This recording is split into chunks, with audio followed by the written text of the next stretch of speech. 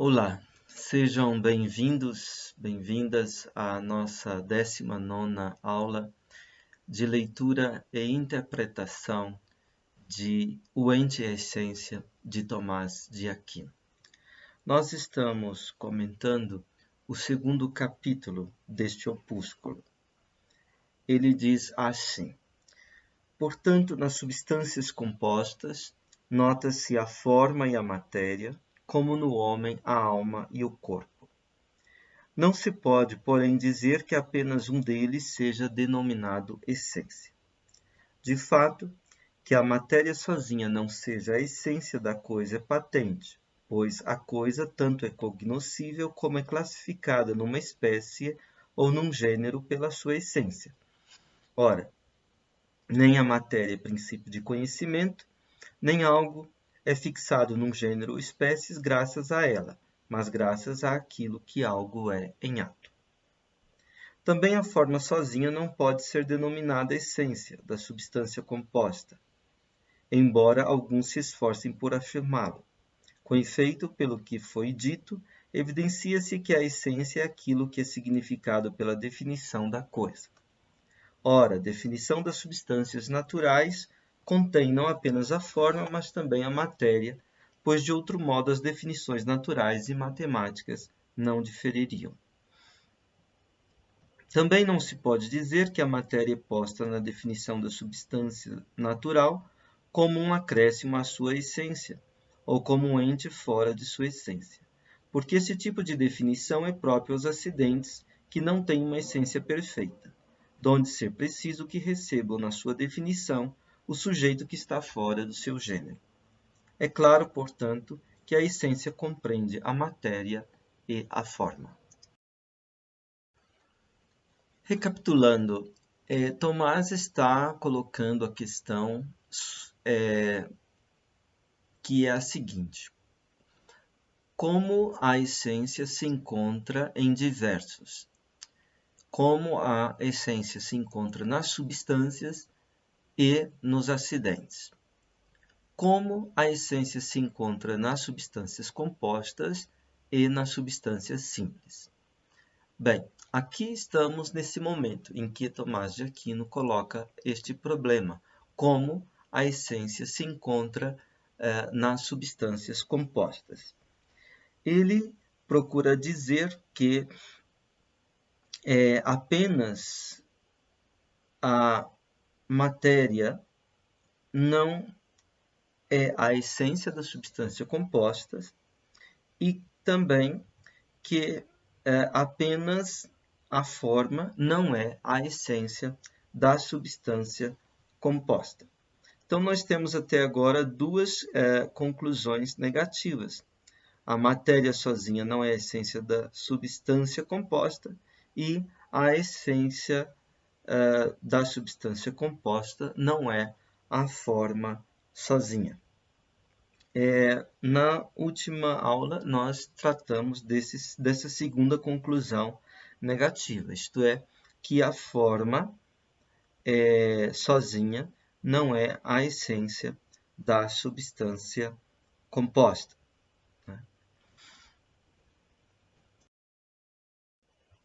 Um argumento que a essência da substância composta é aquilo que é significado pela sua definição, mas a forma sozinha não é significada na sua definição, na definição da substância composta. Né? Portanto, a forma sozinha não é a essência da substância composta. Isso devido à distinção entre a definição natural, que inclui matéria e forma, a definição de uma espécie inclui a forma e inclui a matéria comum. Né? E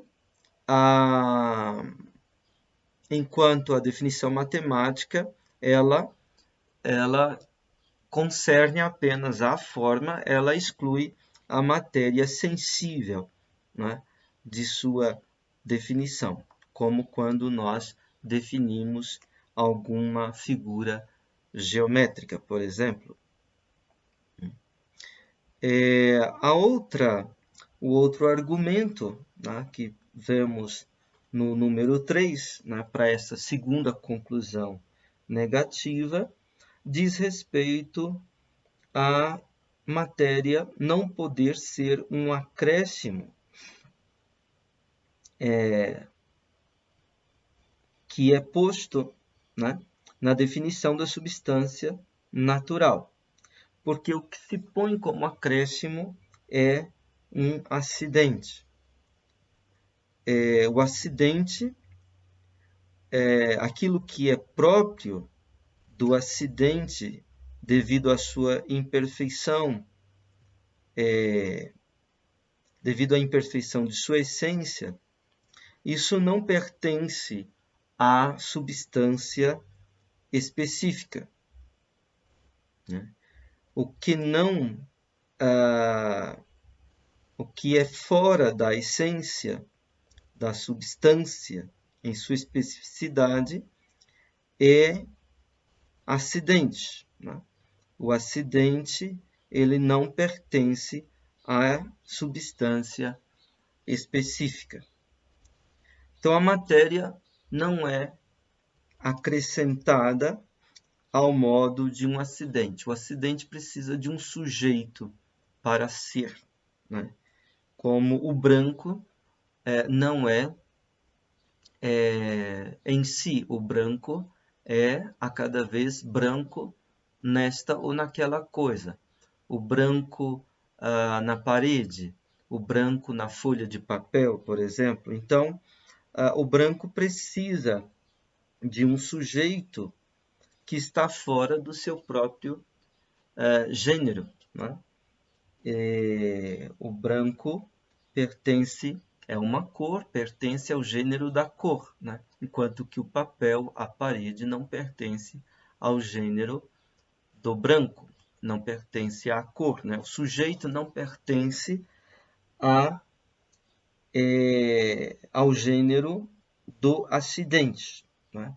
Então, o acidente é algo estranho à substância específica. O sujeito é algo que vem, melhor, o acidente é algo que é acrescentado, é algo que vem de fora, né? É algo estranho. E a matéria, porém, ela, na medida em que ela pertence à definição, né, da substância em questão, em sua especificidade, né? Por exemplo, o homem, né, inclui aí forma e matéria, né? Então, a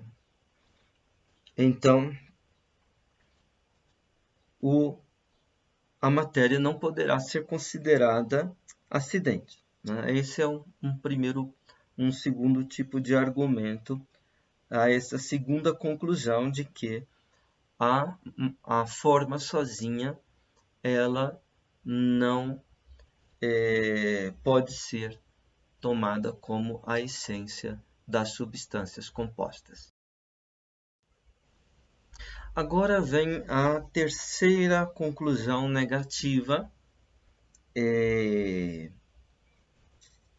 que está no parágrafo 14 do capítulo 2, segundo a edição que nós temos, que é a tradução de Carlos Arthur do Nascimento. Ela diz assim: não se pode, porém, dizer que a essência signifique a relação que há entre a matéria e a forma, ou algo acrescentado a estas, pois isto seria necessariamente um acidente e estranho à coisa. Nem por ela a coisa seria conhecida, tudo o que cabe à essência. De fato, pela forma, que é ato da matéria, a matéria é tornada ente em ato, e este algo. Donde aquilo que sobrevém não dá à matéria o ser em ato simplesmente, mas o ser em ato tal, como também os acidentes fazem. Por exemplo, a brancura faz branco em ato. Daí, quando tal forma é adquirida, não se fala de gerar-se simplesmente, mas sob um certo aspecto. Aqui nós temos, então, essa terceira conclusão. A essência da substância composta não é alguma relação entre matéria e forma ou algo acrescentado ao composto de matéria e forma. Ele vai dar dois argumentos. O primeiro argumento é toda relação entre matéria e forma, e de modo semelhante, cada coisa que é acrescentada ao composto de matéria e forma é um acidente estranho à substância. Nenhuma essência da substância composta é um acidente estranho. Portanto, a essência da substância composta não é a relação de matéria e forma ou algo acrescentado.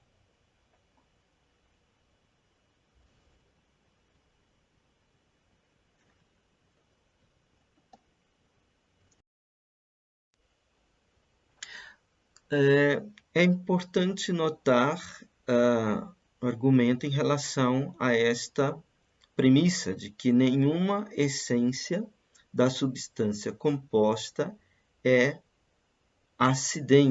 um acidente estranho a essa substância composta. Né? E aí, Tomás de Aquino vai falar da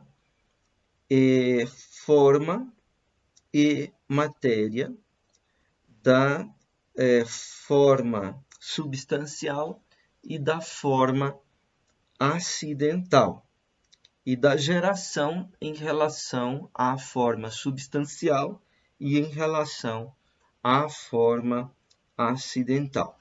Tomás diz, de fato, pela forma que é ato da matéria, a matéria é tornada ente em ato e este algo, donde aquilo que sobrevém não dar à matéria o ser em ato simplesmente, mas o ser em ato tal como também os acidentes fazem. Por exemplo, a brancura faz branco em ato. Daí, quando tal forma é adquirida, não se fala de gerar-se simplesmente, mas sob um certo aspecto. Primeiro, precisamos tentar esclarecer isso. De fato, pela forma que é ato da matéria, a matéria é tornada ente em ato e este algo.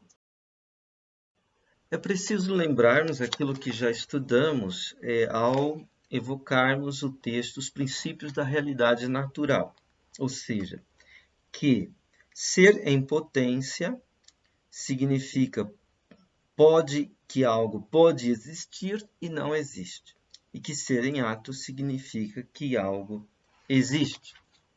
A matéria é em potência, a forma é em ato. Né? A matéria, ela por si e em si, não possui um ser completo, né? Ou mal possui ser. Né? Ela recebe ser, obtém ser a partir da forma. É a forma que dá o ser à matéria. Nós podemos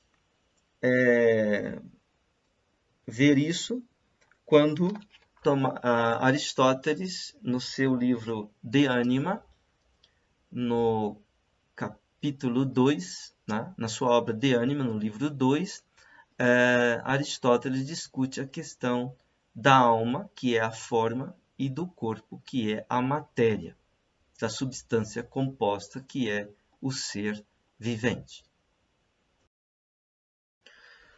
No segundo livro do De Anima, do Tratado a respeito da alma, no capítulo 1, em que Aristóteles dá uma primeira definição da alma, fala da unidade do vivente e da inseparabilidade da alma. ele diz, nós chamamos um certo gênero de ser substância.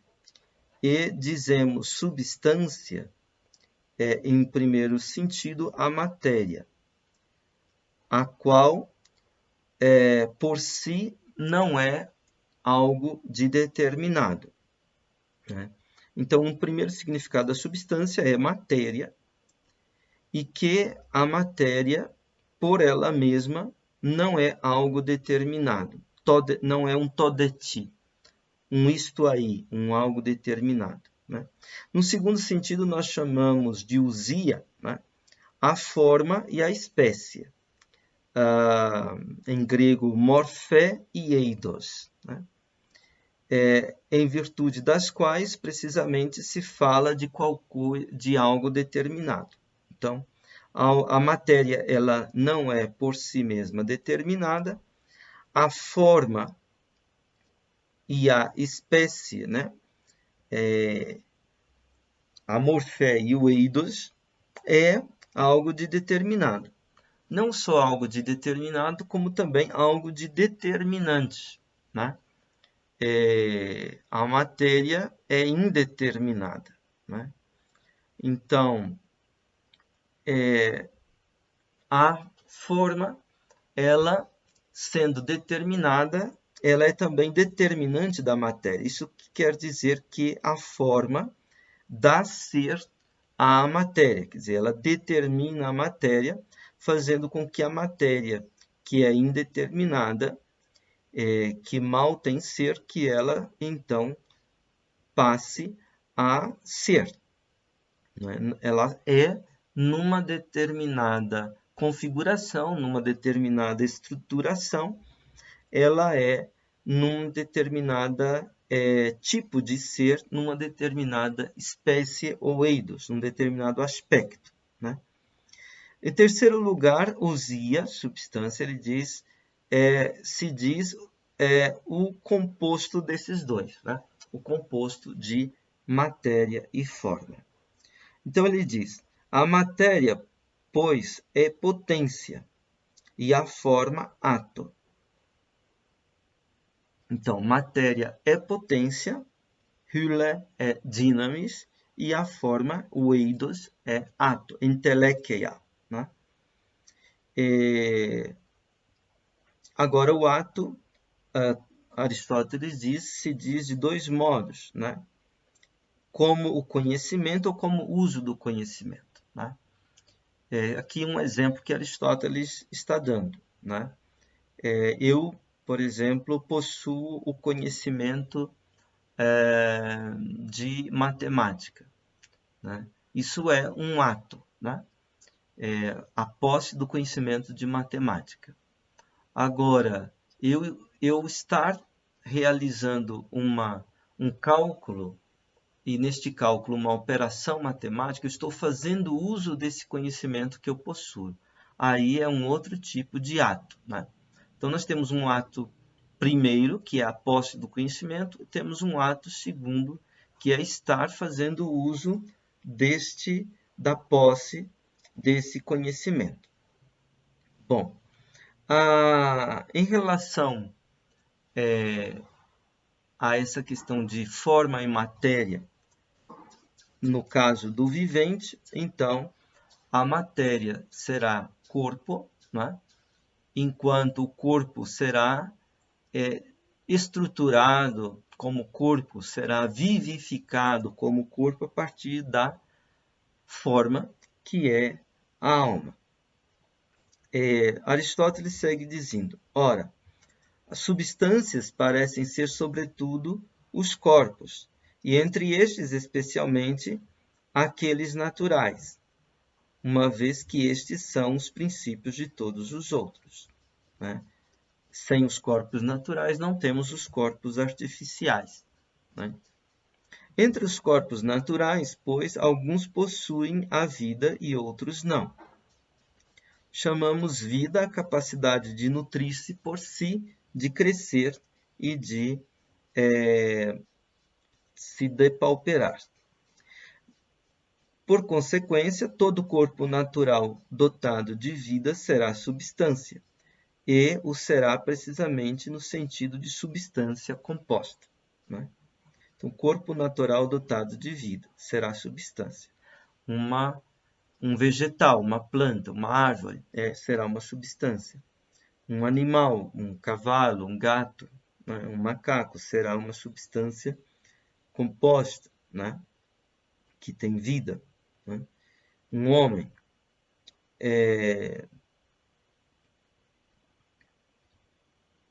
será substância composta, mas porque se trata próprio de um corpo de uma determinada espécie, ou seja, de um corpo que tem vida, né? A alma não é o corpo, já que o corpo não é uma das determinações de um sujeito, mas antes é ele mesmo sujeito e matéria. Então, o corpo entra como sujeito e matéria, isto é, substrato, sujeito no sentido de substrato, né? Substrato e matéria da alma. E a alma entra como forma, né? Como aquilo que é determinado e, ao mesmo tempo, determinante. Necessariamente, portanto, a alma é substância, no sentido que é forma de um corpo natural que tem a vida em potência, né? Então, aqui a alma é definida como uma ousia, né? Como uma substância, como uma presença estável, constante, né? Vigente, duradoura, e ela vai ser definida como forma de um corpo natural que tem vida em potência. Um eidos, né? Eidos somatos physicou dynamei zoen erotos. Forma de um corpo natural que tem vida em potência. E Aristóteles continua dizendo, ora, tal substância é ato, e, portanto, a alma é ato do corpo, que se disse, né? Então, a alma é ousia, substância, no sentido de forma, né? E forma no sentido de entelequia, no sentido de ato, né? Ela é ato do corpo, né? Então, mas ato, lembrando a comparação que Aristóteles traz, né, entre conhecimento e o uso do conhecer, né? Entre possuir o conhecimento e o uso do conhecer, então a alma será forma ou ato nesse primeiro sentido, né? Como o conhecimento, não como o uso do conhecimento, tá? Então Aristóteles diz assim: ato, pois, se diz de em dois sentidos, ou como conhecimento ou como o exercício do conhecimento. E é claro que a alma é ato no sentido em que é o conhecimento. De fato, a existência, seja do sono que da vigília, implica a existência da alma, né? Então, a alma estaria aqui para o conhecimento, o sono e a vigília estaria para o uso do conhecimento analogamente, né? Ora, a vigília é análoga ao uso do conhecimento, enquanto o sono à sua posse e não ao uso. Então, corrigindo um pouco o que eu acabei de dizer, né? A vigília seria análoga ao uso do conhecimento, o sono à posse e não ao uso. De fato, quando nós estamos dormindo, não estamos fazendo uso do conhecimento que temos, por exemplo, de matemática, né? Quando estamos em vigília, podemos fazer uso do conhecimento da matemática. Em todo caso, né, a vigília e o sono pressupõem a alma, né? Digamos assim, a alma ela é ato primeiro, né? Então ele diz, primeiro na ordem do devir, a respeito do mesmo indivíduo, é a posse do conhecimento. Por isso, a alma é ato primeiro de um corpo natural que tem a vida em potência, né? Ato primeiro, como o ato de viver do corpo, né? Uma vez que o corpo vive, né? Este ato de viver é o ato primordial, o ato primeiro, né? Uma vez que o corpo vive, então pode realizar outras operações, né? Pode se nutrir, pode se locomover, no caso dos animais, né? Pode perceber, sentir, né? E assim por diante. Então, é ato primeiro, é o viver do corpo, né?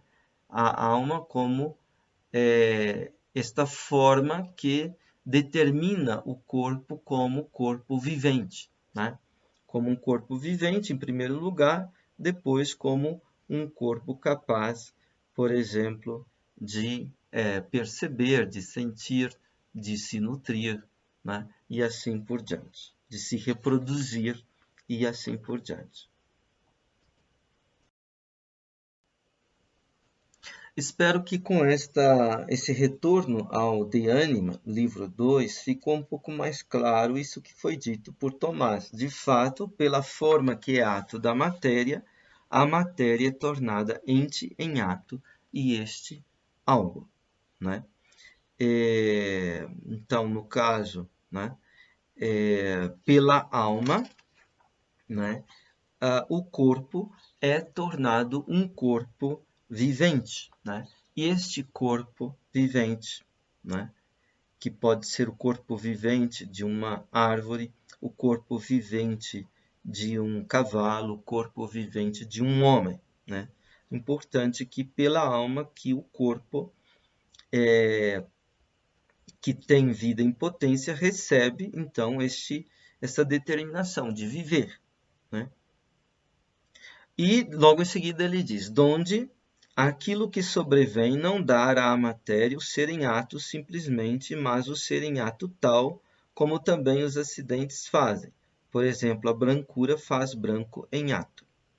Daí, quando tal forma é adquirida, não se fala de gerar-se simplesmente, mas sob um certo aspecto.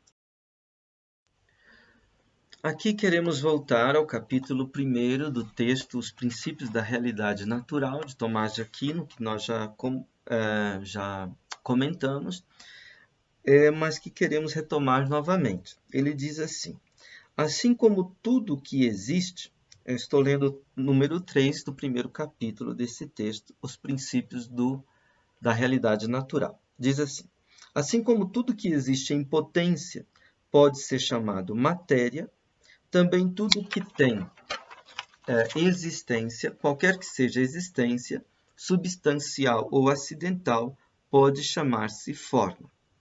O homem, por exemplo, sendo branco em potência, torna-se branco em ato pela cor branca. O esperma, sendo homem em potência, torna-se homem em ato mediante a alma. E porque a forma torna o ser em ato, eis a razão de se afirmar que a forma é ato. A forma substancial, porém, é aquela que faz existir em ato um ser substancial. A forma acidental é aquela que faz existir em ato um ser acidental. Então, nós temos aqui uma duplicidade, né? Uma coisa é a forma substancial que faz com que Sócrates seja um ser vivente da espécie humana, né? Isso aí é, digamos, devido à forma substancial, né? Que é ato, num sentido pleno e próprio, né? Outra coisa é que Sócrates tenha um determinado tamanho, né? Que ele, ao ser que ele tenha este ou aquele tamanho, isso já não é da forma substancial, isto é, da forma acidental. Aí vem o problema da geração, né, em relação à forma substancial e em relação à forma acidental, né? Falamos da geração de uma maneira plena e própria em relação à forma substancial. E falamos da geração em sentido qualificado sobre um determinado aspecto em relação à forma acidental. No mesmo texto, Os Princípios da Realidade Natural, no número 4 do primeiro capítulo, a gente lê o seguinte: e porque a geração de um ser é movimento para a forma, uma dupla geração responde a uma dupla forma. A forma substancial responde à geração propriamente dita. A forma acidental responde à geração sob uma relação particular, de uma maneira sob determinado aspecto ou qualificado. Quando, pois, se trata de forma substancial, afirma-se que alguma coisa aconteceu simplesmente, como, por exemplo, um homem nasceu, né? Ou um homem é concebido, né? Então, aqui temos o movimento para a forma substancial, que é a geração propriamente dita, né? E agora, quando, porém, se trata de forma acidental, não se afirma que alguma coisa aconteceu simplesmente, mas que isto aconteceu, né? Quando o homem nasceu branco, não afirmamos simplesmente que o homem nasceu ou foi concebido, mas que nasceu e foi concebido branco.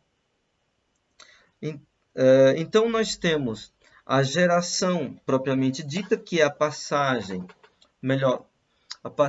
do não ser para o ser, da não presença para a presença, da não existência para a existência, né? Que é, então, movimento para a forma substancial, né?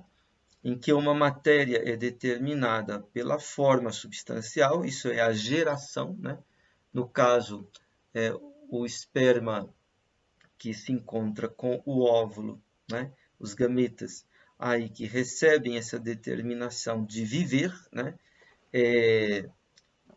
De ser uma vida humana, aqui neste caso, né? Quando um homem é concebido, ou quando o homem nasce, nós falamos de uma geração propriamente dita. Agora, falamos de uma geração em um sentido secundário, em um certo sentido, um certo aspecto, né? Quando se fala do movimento para uma forma substancial, para uma forma acidental, como, por exemplo, o ser branco daquele homem que nasce, ou o ter determinado tamanho, né, ao nascer daquele que está nascendo. Aí nós temos uma geração sob determinado aspecto e não em sentido pleno e próprio absoluto, né? Então, nós teremos ali a forma, a geração em relação à forma substancial e a geração em forma acidental, né? Tomás diz: donde aquilo que sobrevém não dará à matéria o ser em ato simplesmente, mas o ser em ato de tal tipo, ser em ato de tal forma, como também os acidentes fazem, né? Por exemplo, a brancura faz branco em ato. A brancura é aqui a forma do branco, né? Embora o branco seja um acidente, né, do sujeito, no caso de um homem, né? Daí, quando tal forma é adquirida, não se fala de gerar-se simplesmente, mas sob um certo aspecto, né? Quando a forma acidental é adquirida, não se fala de um gerar-se simplesmente, mas de um gerar-se sob aspecto. Então, nós temos aí um gerar-se simplesmente quando a forma substancial é adquirida, e um gerar-se sob um certo aspecto quando a forma acidental ela é adquirida.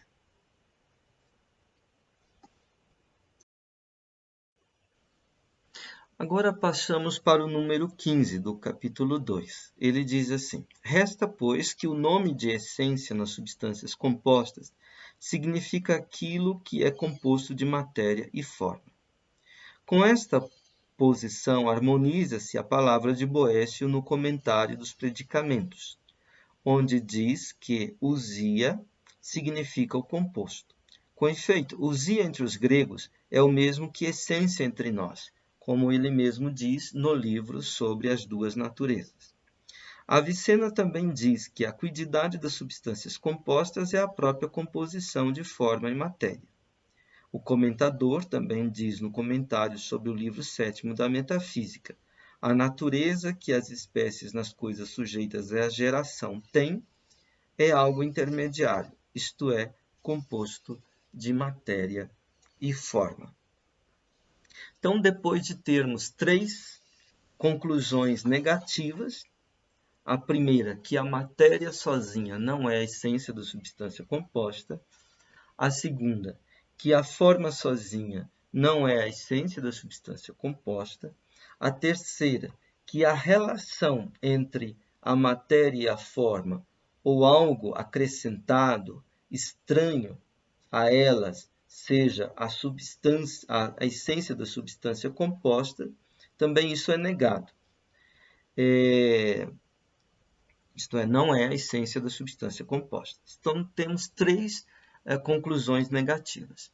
Após essas 3 conclusões negativas, nós temos uma conclusão afirmativa, ou seja, resta, pois, que o nome de essência nas substâncias compostas significa aquilo que é composto de matéria e forma. Né? Então, essência na substância composta significa a um composto de matéria e forma. Ele conclui isso aqui no número 15, partindo dos textos de Boécio, Avicena e do comentador. Então, ele traz aqui elementos de autoridade, né, para a sua argumentação. Boécio diz que a ousia significa o composto, né, em sentido mais pleno e próprio, na medida em que nós entendemos ousia no sentido de essência. Né? Então, Aristóteles dizia, às vezes ousia significa a matéria, às vezes significa a forma, às vezes significa o composto. Mas, quando se trata de ousia no sentido não de um substrato, né? Não no sentido de um tipo, né? De uma forma, mas quando ousia significa a essência de uma substância, né? Então será aqui o composto, né? Dirá Boécio, né? Também Avicena diz que a quiddidade das substâncias compostas, a essência no sentido de o vigor estruturante daquilo que elas são, né, é a própria composição de forma e matéria. Né?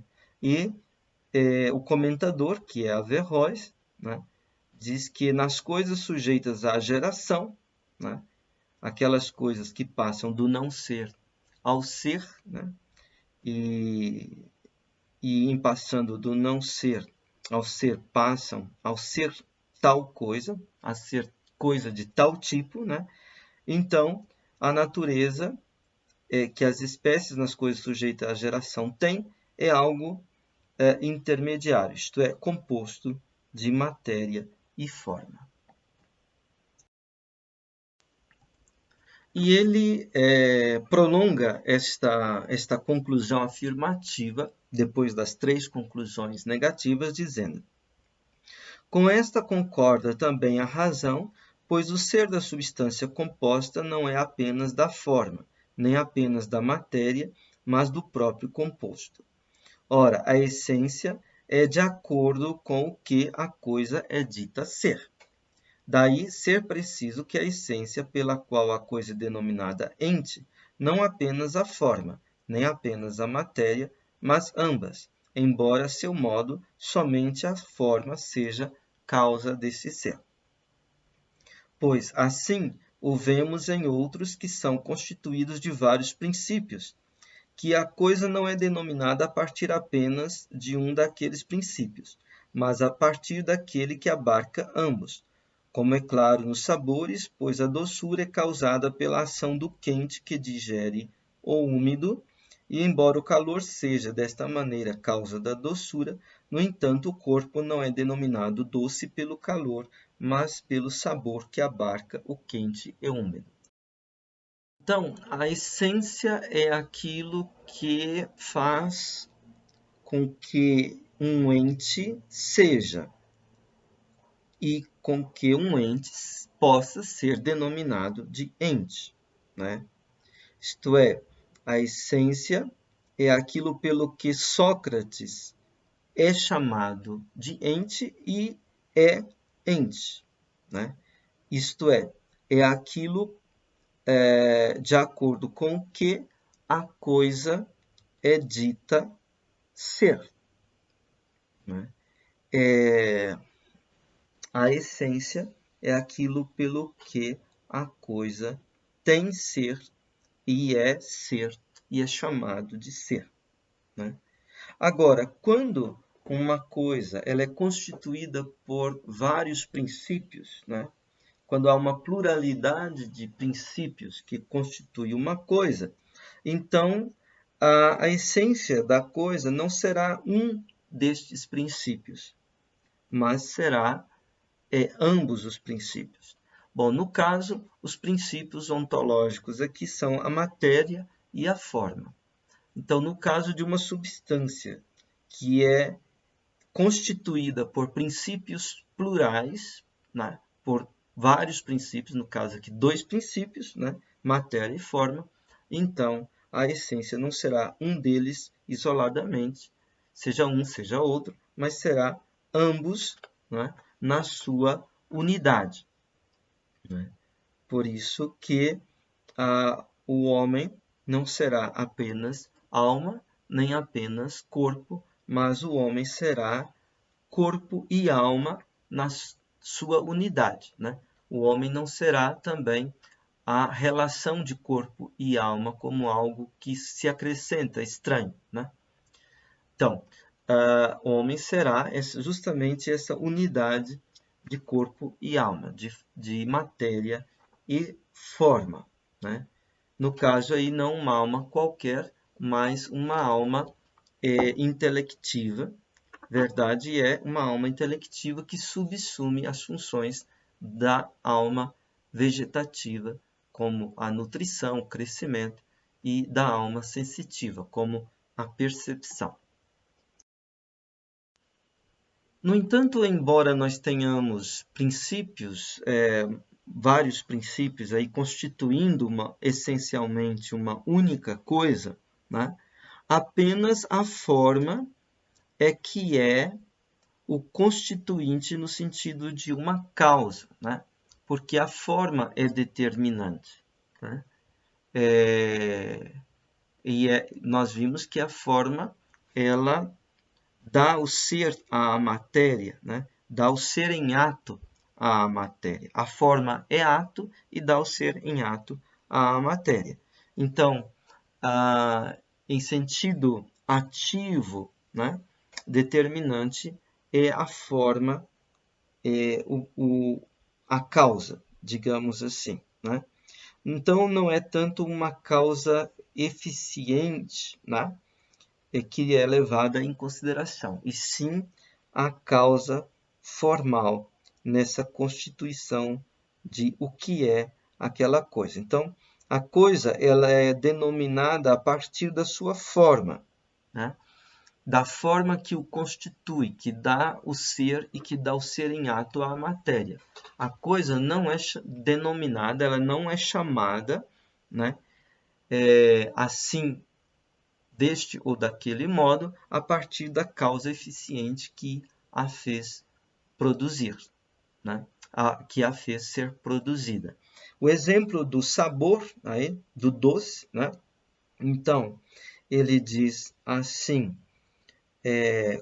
como é claro nos sabores, pois a doçura é causada pela ação do quente que digere o úmido, E embora o calor seja desta maneira causa da doçura, no entanto, o corpo não é denominado doce pelo calor, mas pelo sabor que abarca o quente e o úmido. Então, neste exemplo, né, que é um exemplo bem medieval, na concepção aqui do sabor, né, nós temos a causa eficiente, que é o calor, né, e nós temos aquilo que é produzido, né, digamos, o fruto que é doce. Né?